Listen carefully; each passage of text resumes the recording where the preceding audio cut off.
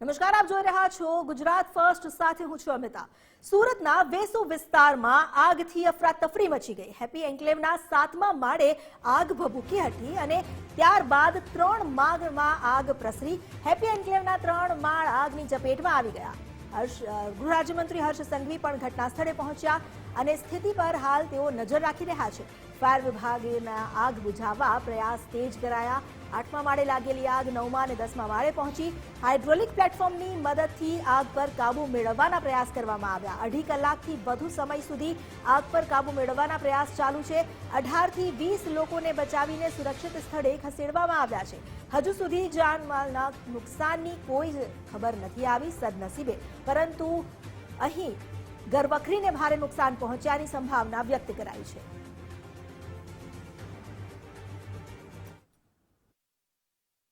आठ वागे आसपासનો કોલ હતો અને ફાયર તંત્ર આવીને એમનું કામ કરી રહ્યું છે। આગ પર અત્યારે મહદઅંશે કાબુ લેવાઈ ગયો છે। 8મા માળ જ્યાંથી આગ લાગી હતી એના પર કંટ્રોલ છે। 9મા અને 10મા માળમાં શું છે એના ઉપર કામગીરી ચાલી રહી છે।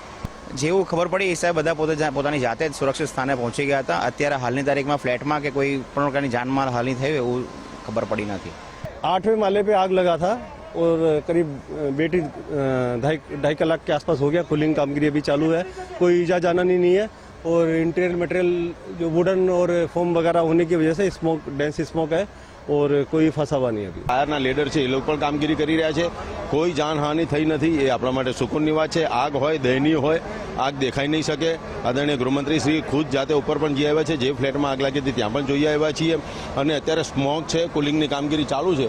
આગ ઝડપથી કાબૂમાં આવી ગઈ છે, એ આપણા માટે સારી વાત છે અને અત્યારે કુલિંગની કામગીરી ચાલુ છે અને ખૂબ ઝડપથી આ લોકો પૂર્વ સ્થાયી થાય તે પરના પ્રયત્ન ચાલુ છે। સવારે ફાયરનો કોલ આવ્યો હતો અને સવારે આવ્યા ફાયરના કોલ પછી અમારી ટીમ અહીં ઉપસ્થિત હતી।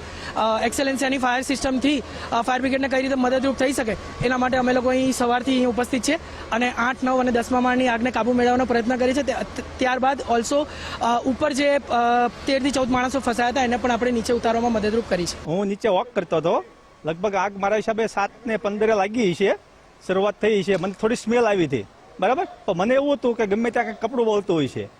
પછી લગભગ થોડી વાર પછી મેં 3:30 જોયું ને તો ઉપર આગ લાગેલી હતી, એટલે મેં તરત અહીંયાના જે માણસો હોય ને એ લોકોને જાણ કરી કે ભાઈ અહીંયા 9મા 8મા માળે આગ લાગી છે, તમે ફટાફટ બધા ચાલો, બધી પહેલું લઈને બધું ફાયરની અંતે જે વ્યવસ્થા હોય ને એ લઈને તમે જલ્દી ચાલો એમ। અહીંયા 8મા માળે આગ લાગી છે તો એ લોકો બધા આવી ગયા અને હર્ષભાઈ પણ અહીંયા હતા, એ પણ તરત આવી ગયા। ના, હાજર હતા ને એ બધા નીચે આવી ગયા હતા। શેફ વખતે નીચે આવી ગયા। ભગવાને બચાવ્યા। હા, ભગવાને બચાવ્યા, કોઈ જાનહાની નથી, બધું બરાબર છે। અને 8મો 9મો એ પૂરેપૂરો બળી ગયો છે, એમાં પૂરે 100% નુકસાન છે 8મા 9મામાં। સુરત શહેરના વેસુ વિસ્તારના હેપી એક્સિલેન્સિયામાં EU2માં 9મા માલે વહેલી સવારે આગ લાગેલી હતી। ઘર ત્યારે ખાલી હતું, પરંતુ આ આગ એટલી વિકરાલ હતી કે 5 જ મિનિટની અંદર ઉપર નીચે સુધી ફેલાઈ ગઈ। ટોટલ 41 લોકોને ઇવેક્યુએટ કરવામાં આવ્યા, પછી બી 18 લોકો જે અંદર રહી ગયેલા હતા એ સુરત મહાનગરપાલિકાની ફાયર બ્રિગેડની ટીમની સાથે એ તમામ લોકોને સુરક્ષિત રીતે નીચે લઈ આવવામાં આવેલા છે। વહેલી સવારે જ્યારે આ માહિતી મળી ત્યારે ફાયર બ્રિગેડની કમસે કમ 50 લોકોની ટીમ જે બિલ્ડિંગના ચારેય દિશામાં જે આગ લાગવાના કારણે એ બધી જ ટીમે પહેલાં એસ્ટાબ્લિશમેન્ટ કરીને ઉપર તક પાણી પહોંચાડીને આગને કંટ્રોલ રહેવાનો પ્રયાસ કરેલો હતો। હું વહેલી સવારે બી સૌથી પહેલાં એ લોકો જોડે જ ત્યાં, કારણ કે હું વહેલી સવારે જ્યારે નીચે વોક કરતો હતો ત્યારે આ માહિતી મળી તો તાત્કાલિક ટીમ જોડે આખું કામગીરી વહેલી ચાલુ થઈ ગયેલી હતી। હમણાં બી આખું નિરીક્ષણ લીધું છે।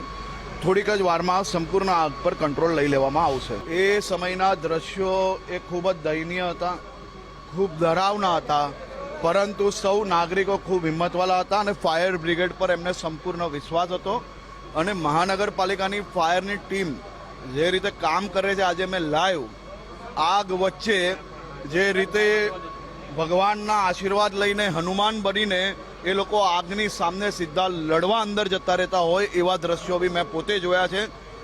એક શ્વાસ લેવો જ્યાં મુશ્કેલ છે ત્યાં કલાકો સુધી આ લોકો કામગીરી કરી છે અને હું ફાયર બ્રિગેડના સૌ જવાનોને મારા વિસ્તારના સૌ નાગરિકો વતી સલામી આપું છું અને ખૂબ ખૂબ આભાર માનું છું.